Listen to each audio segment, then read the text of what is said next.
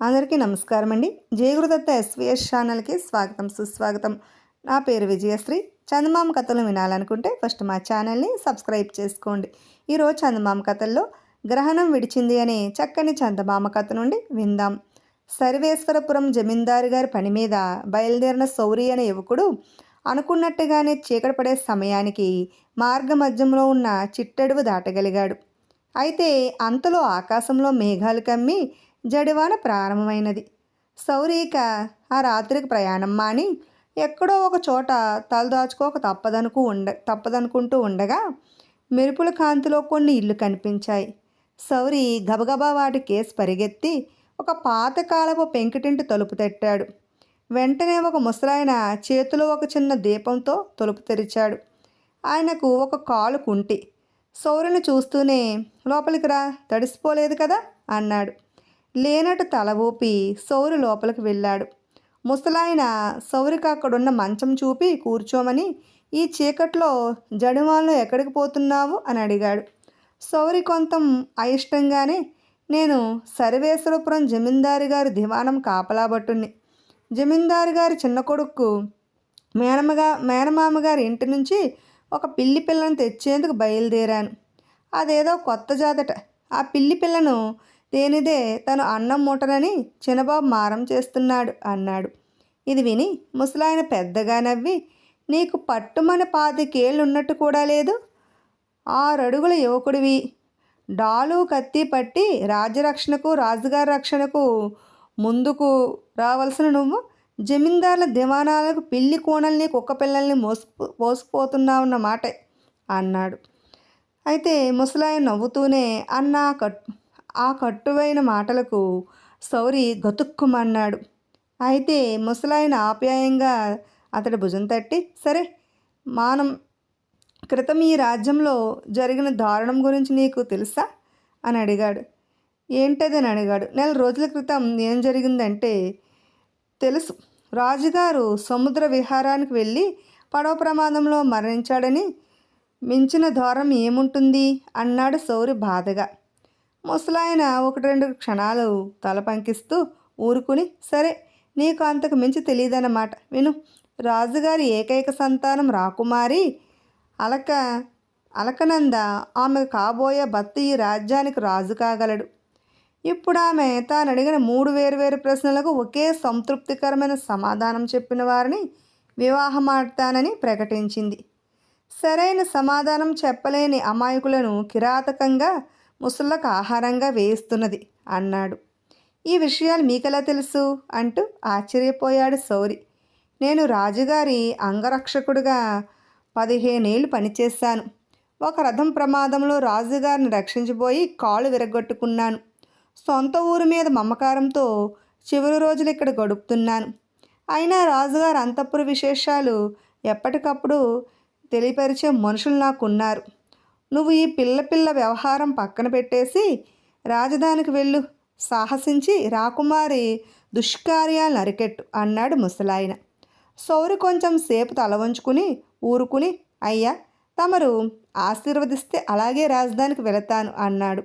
ఆహా, మెచ్చాను అంటూ ముసలాయన సౌరి తల నిమిరాడు. మరునాడు సౌరి ప్రయాణం రాజధాని దిశగా మారింది. అతడు సాయంత్రానికి అంతఃపుర భవనం చేరుకుని రాజకుమారి అడిగే ప్రశ్నలకు జవాబు చెప్పడానికి వచ్చానన్నాడు. సరైన జవాబు చెప్పలేకపోతే జరిగిందేమిటో తెలుసా అన్నది రాజకుమారి పరిచారిక. చావు, ముసళ్ళకు ఆహారం అన్నాడు సౌరి నిర్భయంగా. అప్పుడు 2 పరిచారికలు సౌరి కళ్ళకు గంతలు కట్టి నడిపించుకుపోయి ఒక గదిలో వదిలి, ఇక గంతలు విప్పి చూసుకో అన్నారు. సౌరి అలాగే చేశాడు. అతడికి ఎదురుగా సింహాసనం మీద కూర్చుని ఉన్న రాజకుమారి అలకనంద కనిపించింది. ఆమె అద్భుత సౌందర్యవతే కానీ ముఖంలో విచారం గూడు కట్టుకుని ఉన్నట్టు కనిపించింది. ఆకాశం కన్నా చాలా విశాలమైనది ఏది? సముద్రం కన్నా లోతైనది ఏది? వెన్న కన్నా మెత్తనైనది ఏది? ఈ 3 ప్రశ్నలకు ఒకే సమాధానం కావాలి అన్నది అలకనంద నిరాసక్తంగా. సౌరి ఆశ్చర్యంగా ఆమె కేసు చూస్తూ, స్త్రీ హృదయం అయినా ఇవేం ప్రశ్నలు రాకుమారి, ఇవి ఏనాడో లోకజ్ఞానం లేని కేవల భావుకులు తమకు తామే ప్రశ్నలు జవాబులు కూడా తయారు చేసుకున్నవి. పరీక్షించాలంటే కఠినమైన ప్రశ్నలు నీ మనసుకు స్ఫురించలేదా అని అడిగాడు. అలకనంద ఎంతో విచారంగా, నేను స్వతంత్రాలనైతే ఈ ప్రశ్నలు నిన్నడిగేదాన్ని కాదు. ఒక దుష్టుడు నా చేతి ఈ ప్రశ్నలు వేయించి ఎలాంటి జవాబిచ్చిన వాళ్ళనైనా సరే ముసలకు ఆహారంగా వేస్తున్నాడు. నువ్వు ముసలకు ఆహారం కాక తప్పదు అన్నది. ఆ వెంటనే సౌరి కుడిచేయి పైకెత్తి పిడికిలి బిగించి, రాజకుమారి, ఆ దుష్టుడెవరో చెప్పండి. వాడు ఎంతటి శక్తిమంతుడైనా సరే ఈ క్షణమే సంహరించగలను అన్నాడు. నువ్వు సమర్థుడివి, తెలివైన వాడివి అయి ఉన్నావు. ఆ దుష్టుడి విషయంలో ఇప్పటికే చాలా ఆలస్యమైపోయింది. ఇంకొక రోజు మాత్రమే మిగిలి ఉంది అని రాజకుమారి అలకనంద తను రాజు ఎలాంటి విపత్కర పరిస్థితిలో ఉన్నది వివరించింది. నెల రోజుల క్రితం అలకనంద తండ్రితో పాటు సముద్ర విహారానికి వెళ్ళింది.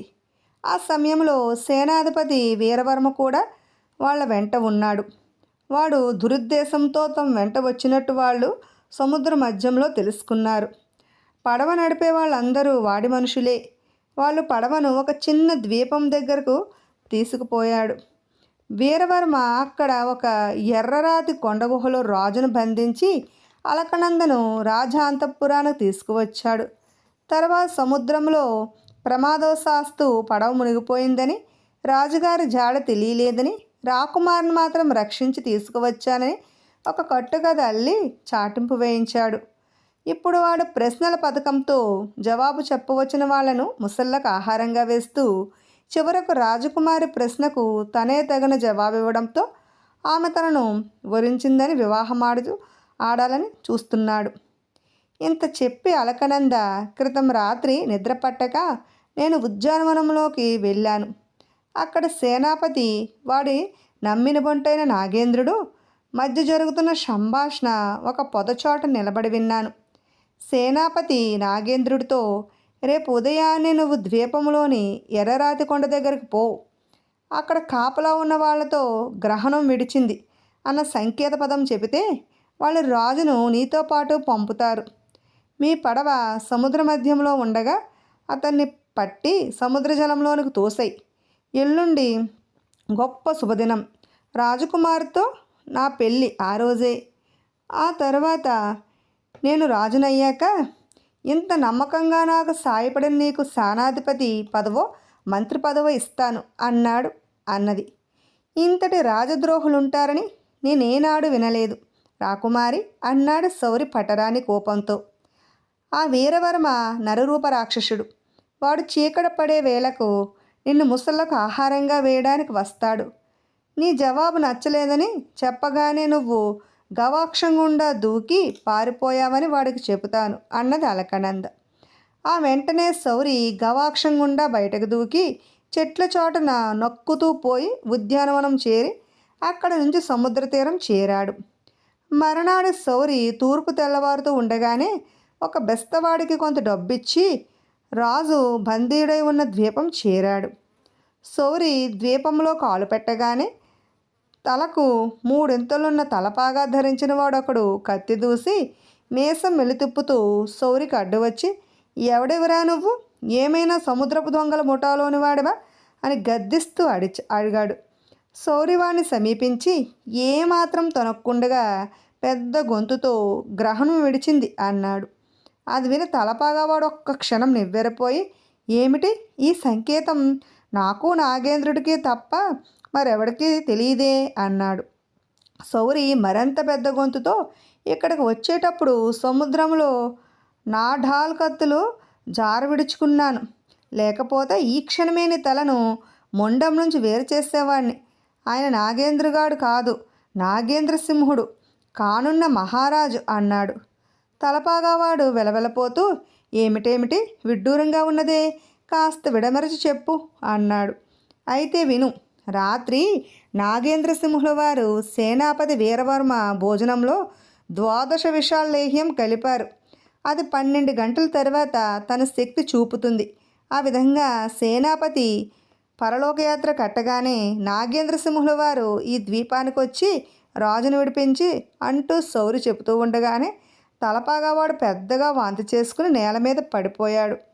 వెంటనే సౌరి వాడి కత్తి తీసుకుని పడవలో ఉన్న తాళ్లతో వాడిని బంధించి దూరంగా ఉన్న కాపలా వాళ్ళతో మహారాజు గారిని తక్షణం ఇక్కడికి తీసుకురండి అని కత్తి జిలిపించాడు. కాపలా వాళ్ళు రాజును బంధవిముక్తుని చేసి అక్కడికి తీసుకువచ్చారు. తిరుగు ప్రయాణంలో రాజు స్పృహ వచ్చినా ఇంకా విషప్రయోగ భయంతో గజగజ వణికిపోతున్న సేనాపతి వీరవర్మను సౌరికి చూపుతూ, ఈ రాజద్రోహి వీరవర్మని ఎలా గ్రహించావు అని అడిగాడు. అందుకు సౌరి, మహారాజా, నేను యువరాణి భవనం నుంచి తప్పించుకుని పోయానని తెలియగానే నాకు కొన్ని రహస్యాలు తెలిసి ఉన్నవంట అనుమానంతో వీడు ద్వీపానికి వస్తాడని ఊహించాను. అంతేకాక నేను సంకేతపదం చెప్పగానే ఈ సంకేతం నాకు నాగేంద్రుడికే తప్ప మరెవరికీ తెలియదే అన్నాడు. దానితో వీడే రాజద్రోహాన్ని గ్రహించి విషప్రయోగం కట్టుకథ చెప్పాను. వీడు విషప్రయోగం జరగకపోయినా జరిగిందన్న భయం కొద్దీ స్పృహ పోగొట్టుకున్నాడు అన్నాడు. రాజు సౌరుని మెచ్చుకుని మరనాడు నిండు సభలో జరిగిందంతా చెప్పి, ఈ సౌరి సాహసం కారణంగా ఈ రాజ్యానికి పట్టిన గ్రహణం విడిచింది. ఇతడే యువరాణి భర్త, కాబోయే రాజు అన్నాడు. సభికులు తమ ఆమోదం ప్రకటిస్తూ హర్షధ్వాన్యాలు చేశారు. ఇప్పుడు మంచి మిత్రులు అనే మరో చక్కని చందమామ కథను విందాం.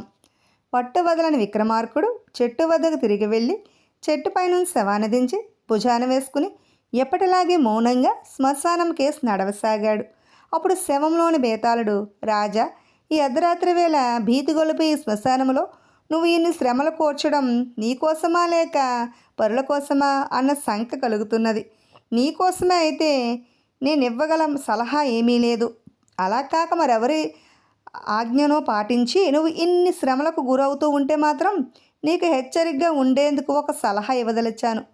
మనిషి కొన్ని సందర్భాలలో అనాలోచితంగా పెద్దవాళ్ళ ఆజ్ఞలు పాటించడం తన విధి అన్న భావంతో అనవసరమైన ఇక్కట్ల పాలు కావడం జరుగుతుంది. అయితే ఆజ్ఞలిచ్చిన పెద్దలు మాత్రం కార్యం సఫలమయ్యాక తమ కారణంగానే కార్యసాధన జరిగిందంటారు. అలా కాదని ప్రశ్నిస్తే డొంక తిరుగుడు జవాబులతో అసలు విషయాన్ని దాటవేస్తారు. అంటే కార్యసాధకుడు ఒకడైతే కీర్తి మరొకరిదన్న మాట. ఇందుకు నిదర్శనంగా ధనదత్తుడనే వర్తకుడి కథ చెబుతాను, శ్రమ తెలియకుండా విను అంటూ ఇలా చెప్పసాగాడు. ఒకానొక పట్నంలో ధనదత్తుడనే వర్తకుడు ఉండేవాడు. ఆయన తన సరుకులను ఓడలపై విదేశాలకు పంపి వ్యాపారం చేసేవాడు. ఆ వ్యాపారం లాభసాటిగా కొనసాగుతున్నదని ఆయన ఉన్న డబ్బంతా వెచ్చించి స్వయంగా ఒక ఓడ కొన్నాడు. ఆయనవే కాక ఎందరో ఇతర వర్తకుల సరుకులతో బయలుదేరిన వాడ సముద్రంలో మునిగిపోయినట్టు వార్త వచ్చింది. ధనదత్తుడు వ్యాపారంలో బాగుపడ్డాడని అసూయ చెందే వర్తకులు కొందరున్నారు. వాళ్ళందరూ తమ సరుకుల విలువ చెల్లించాలని ఆయనపై ఒత్తిడి తెచ్చారు. ధనదత్తుడు వాళ్ళందరికీ వెలకట్టి సరుకులు డబ్బిచ్చేశాడు. దాంతో ఆయనకు పూట గడవడమే కష్టమైనది. ధనదత్తుడికి 50,000 విలువ చేసే పెద్ద భవనం ఉన్నది.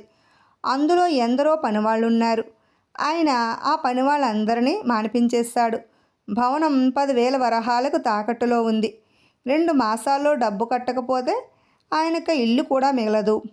పోనీ ఇప్పుడే అమ్మేద్దామా అంటే ఆయన పరిస్థితి చూసి ఆ ఇంటికి ఎవరు 20,000 వరహాల కంటే ఎక్కువ ఇవ్వమంటున్నారు.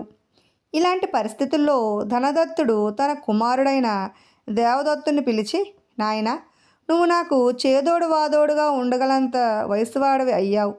అయితే ఇంతకాలం నువ్వు మన వైభవాన్నే చూసావు. ఇప్పుడు మనకు గొడ్డు కాలం వచ్చింది. నీకు వ్యాపారాలను అప్పచెప్పుదామనుకుంటే అంతలోనే ఇలా నష్టపోవడం నా దురదృష్టం. అయినా ఇది ఒక అందుకు మంచిదే అనుకుంటున్నాను. ఇప్పుడు కొద్దిగా పెట్టుబడి దొరికితే చాలు, 2 ఏళ్ళు తిరగకుండగా ఇంతకింత సంపాదిస్తాను. ఈ పట్టణంలో మనకు సాయపడే వాళ్ళు ఎవరూ లేరు. ఇప్పుడు నువ్వు నా స్వగ్రామమైన రత్నాపురం వెళ్ళు. అక్కడ చంద్రశేఖరుడు అనే ఒక దూరబంధు ఉన్నాడు. ఆయన కోటికి పడగలెత్తినవాడు. వరుసకు నీకు తాత అవుతాడు. ఆయన మాత్రమే మనకు సాయపడగలడు. నువ్వు 25,000 వరహాలు అడిగిన పట్టుకురా. ఆ ధనంతో నేను ఇక్కడ మిగిలిన ఉన్న బాకీలన్నీ తీర్చేసి మిగతా డబ్బుతో వ్యాపారం ఎలా చేయాలో నీకు నేర్పుతాను అన్నాడు. దేవదత్తుడు వెంటనే ప్రయాణమయ్యాడు. బయలుదేరే ముందు తండ్రితో, వాడితో నువ్వు సాయంత్రానికల్లా ముత్యాలపురం చేరుకుంటావు. అక్కడ నా ప్రాణమిత్రుడు రామాకాంతుడు ఉంటాడు. ఆయన ఇంట్లో బస చేసి రాత్రికి అక్కడే ఉండిపో. తెల్లవారుతూనే బయలుదేరితే ఎండెక్కకుండగా రత్నాపురం చేరుకుంటావు. ఏ కారణం చేతనైనా చంద్రశేఖరుడు ఊళ్ళో లేకపోతే ఆయన వచ్చేదాకా నా బాల్యమిత్రుడైన వినయసేనుడి ఇంట్లో ఉండు. పొరపాటును కూడా ఆయనకు కానీ రమాకాంతుని కానీ డబ్బు కావాలని అడగొద్దు. అడిగితే వాళ్ళు తల తాకట్టు పెట్టైనా సరే మనకు డబ్బిస్తారు. అయినా వాళ్ళని ఇబ్బంది పెట్టడం మనకు భావ్యం కాదు అన్నాడు. తండ్రి చెప్పినట్టే ప్రయాణం చేసి దేవదత్తుడు ముందు ముత్యాలపురం చేరి రమాకాంతుడి ఇంటికి వెళ్ళాడు. ఆయన వాడిని ప్రేమతో ఆదరించాడు. వాడి ద్వారా పరిస్థితి తెలుసుకున్నాక, ఇలాంటి పరిస్థితుల్లో డబ్బు కోసం మమ్మల్ని అడక్క చంద్రశేఖరుని అడగాలని మీ నాన్నకి ఎలా బుద్ధి పుట్టింది? మీ నాన్నకు చిన్నతనంలోనే తల్లి తండ్రి పోతే ఆ చంద్రశేఖరుడు మీ ఇంట్లో చేరాడు. మోసం చేసి మీ ఆస్తి అంతా కాజేశాడు. చివరకు పొట్ట చేత పెట్టుకుని పట్నం వెళ్ళి బాగుపడ్డాడు. మీ నాన్న ఆ చంద్రశేఖరుడు మహా పిసినారివాడు. నీకెందుకు డబ్బిస్తాడు అన్నాడు రమాకాంతుడు. మిమ్మల్ని డబ్బు అడగవద్దని నాన్న నాకు చెప్పాడు అన్నాడు దేవదత్తుడు. రమాకాంతుడు ఒక్క క్షణం ఆలోచించి, ఆయన అలా ఎందుకు చెప్పాడో నాకు తెలుసు. ఆయన కష్టాల్లో ఉన్నప్పుడు నేను సాయపడలేకపోయినా బాగుపడ్డాక ఆయన నుంచి సాయం పొందాను. నేను ఆయనకు 5,000 వరహాలు బాకీ ఉన్నాను. ఇలాంటి సమయంలో ఇవ్వకపోతే ఇంకెప్పుడు తీరుస్తానా బాకీ? తీసుకుని వెళ్ళు. ఇప్పుడు నాకు పూర్వపు ఇబ్బందులు ఏమీ లేవని మీ నాన్నకు చెప్పు అన్నాడు.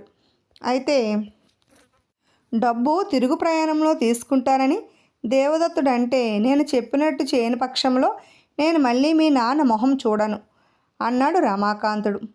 దేవదత్తుడు అక్కడి నుంచి ప్రయాణం చేసి రత్నాపురం చేరుకున్నాడు. అయితే చంద్రశేఖరుడు ఊళ్ళో లేడు. వాడు తండ్రి చెప్పిన విధంగా వినయసేనుడి ఇంటికి వెళ్ళాడు. ఆయన దేవదత్తుని ఆప్యాయంగా కౌగిలించుకుని వచ్చిన పని అడిగి తెలుసుకుని, చంద్రశేఖరుడు మీ ఆస్తి అంతా అపహరించి దాన్ని పెంచుకుంటూ పోతున్నాడు. అయినా ఆయన ధనదాహం తీరలేదు. ఏమనుకుని అన్నీ తెలుసు కూడా మీ నాన్న ఆ చంద్రశేఖరుడి దగ్గరకు నిన్ను పంపించాడో నాకు అర్థం కాకుండా ఉంది. మీకింత అన్యాయం చేశాక ఇలాంటి పరిస్థితుల్లో కూడా నువ్వు వచ్చి అడిగితే లేదనడానికి ముఖం చెల్లి ఉండదు. నువ్వు వస్తున్నావని ముందే తెలిసి ఆయన ఊరు వదిలిపోయి ఉంటాడు. నువ్వు వెళ్ళావని తెలిసేదాకా మళ్ళీ తిరిగిరాడు. నువ్వు ఆయన కోసం ఎదురు చూడడం వృధా. నీకు కావలసిన డబ్బు నేను ఏర్పాటు చేస్తాను అన్నాడు. ఇది విని దేవదత్తుడు కంగారు పడి తండ్రి హెచ్చరిక గురించి చెప్పి, మీ వంటి మంచివారుండగా నాన్న ఆ చంద్రశేఖరుణ్ణి ఎందుకు పట్టుకుని వేలాడుతున్నాడో నాకు అర్థం కాకుండా ఉంది. ముత్యాలపురం రమాకాంతుడి విషయంలోనూ ఇంతే జరిగింది అంటూ తన అనుభవం చెప్పాడు. వినయసేనుడు నవ్వి, ఈ ఊరు నుంచి ఎవరు పట్టణం వెళ్ళినా మీ నాన్న లేదనకుండగా కాదనకుండగా డబ్బిచ్చి సాయం చేసేవాడు. ఇచ్చిన వారిని అడగడం ఆయనకు ఇష్టం ఉండదు. కానీ ఇలాంటి సమయంలో ఆదుకోకపోతే మేము స్నేహితులం ఎలామవుతాము? అయినా తీసుకున్న డబ్బు తిరిగి ఇవ్వడం ఆదుకోవడం అనిపించుకోదు. నాతో సహా మీ నాన్నకు బాకీ పడ్డవాళ్ళు ఈ ఊళ్ళో చాలామందే ఉన్నారు. అదంతా నేను వసూలు చేసి ఇస్తాను. ఇందులో మాకేమీ ఇబ్బంది లేదు అన్నాడు. దేవదత్తుడు వెంటనే ఒప్పుకోలేదు. వాడు అక్కడ 2 రోజులు ఉన్నాడు. చంద్రశేఖరుడు జాడలేదు. వినయసేనుడు తాను ఇవ్వాల్సింది ఊళ్ళో వసూలు చేసింది కలిపి 30,000 వరహాలు ఇచ్చాడు. ఆ డబ్బును ముత్యాలపురంలోని రమాకాంతుడు ఇచ్చిన డబ్బు తీసుకుని దేవదత్తుడు ఇల్లు చేరేసరికి అక్కడ ఒక రుద్రుడు ఉండడం గమనించాడు. దేవదత్తుడు ఆయనను కొడుక్కు పరిచయం చేస్తూ, ఈయన గారి పేరు చంద్రశేఖరుడు.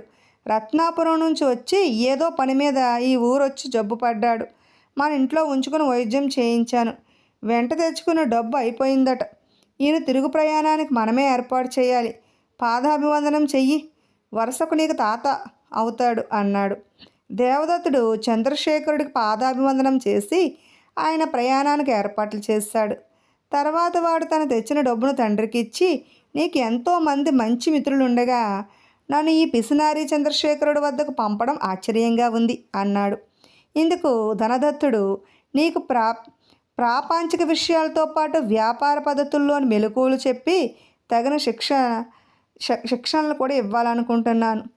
అందులో నిన్ను చంద్రశేఖరుడు వద్దకు పంపడం ఒక భాగం అన్నాడు.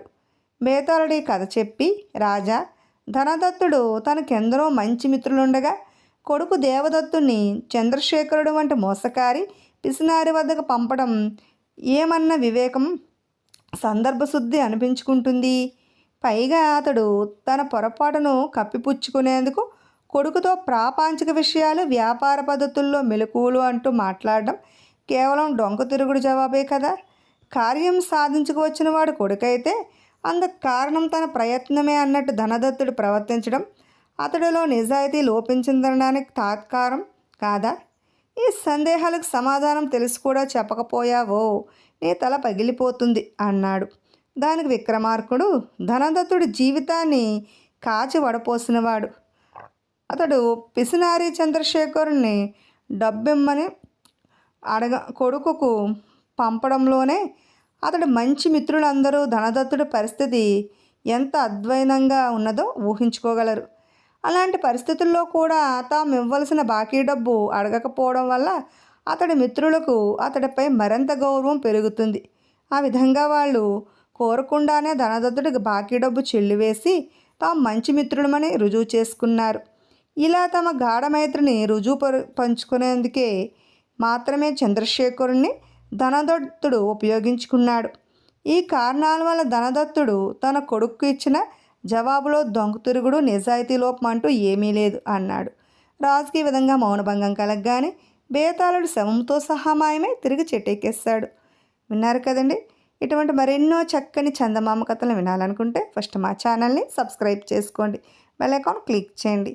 మేము చేసిన వీడియోస్ నోటిఫికేషన్ కోసం బెల్ ఐకాన్ క్లిక్ చేయండి. లైక్ చేయండి, షేర్ చేయండి, కామెంట్ చేయండి. Thanks for watching.